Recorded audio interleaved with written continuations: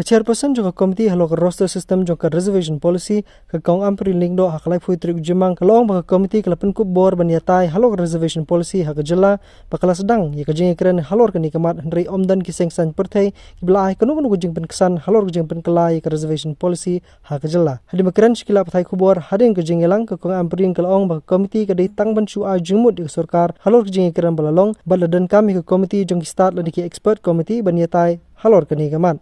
We are only mandated to open a debate amongst political parties on the state reservation policy.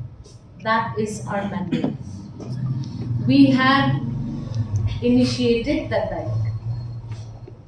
And these minutes are still going to be pending because all political parties came and presented verbally without justification. Now they have to go back and justify. If you want this to be deleted in the policy, then you have to give your legal justification. How can we justify what you're asking for?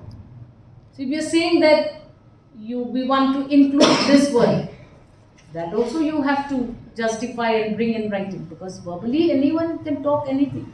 So we cannot. We are just going to take care that we summarize all of our discussions and forward them to the government.